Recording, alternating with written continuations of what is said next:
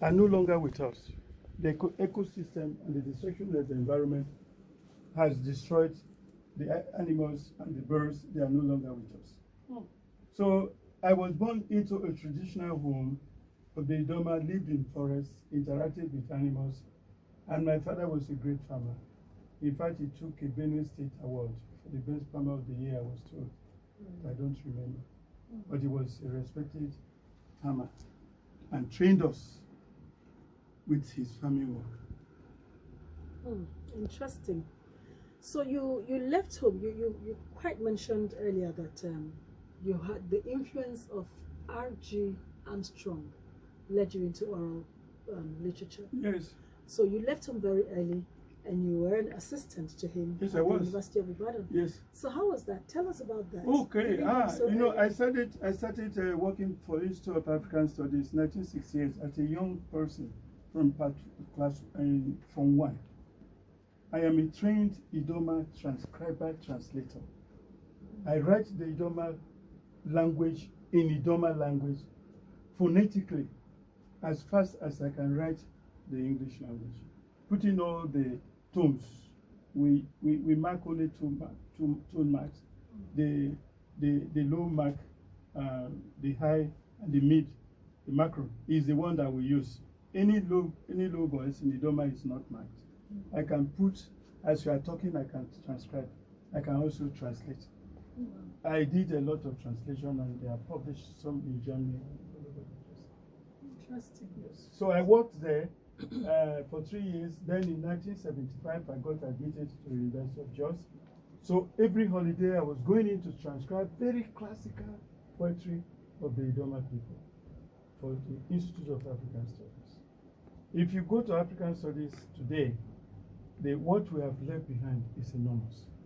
Anybody studying Idoma language literature should go to the Institute of African Studies, University of Ibadan. So who was R.G. Armstrong? Oh, I was telling him R.G. Armstrong was a professor of anthropology and linguistics and came to Idoma land as far back as 1952 through an American scholarship and came to work in Utupo. He went to Ulegede. He went to Utokon, every part there south, you know, and he was an Idoma patriot, and wrote extensively on the Idoma people. I have published his work in in Frankfurter Afrikanistik Blätter in Germany, 1992, detailing all his works in life and his exploits in Nigeria, with emphasis on Benue State. He was a great anthropologist. You see, he had recorded impressively ancient secret songs of the Idoma people. I will take time to look at the dynamics of oral performance, where you see, if you listen to the records he did in 1953, right, of the great Achuku, the Idoma. Achuku, that's an Ulegede deity. I'm surprised.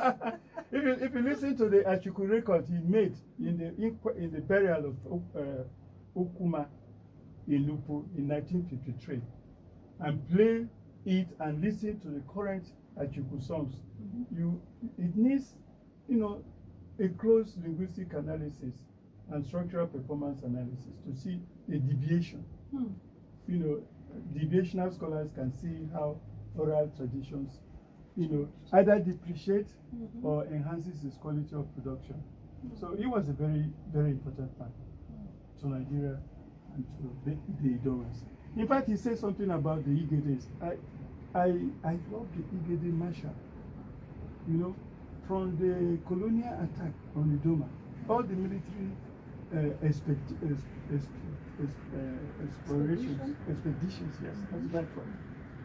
Armstrong said, quoting the British report, that in all the resistance in Idoma land, the only group of people that gave resistance to the British colonial administration was in Ulegede area.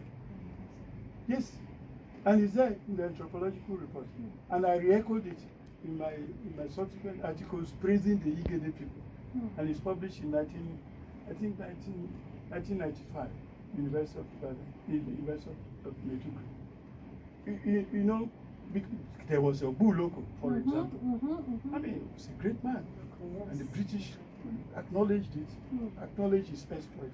That's the only major martial attack organized, not just resistance, but a coordinated military operation against the British administration.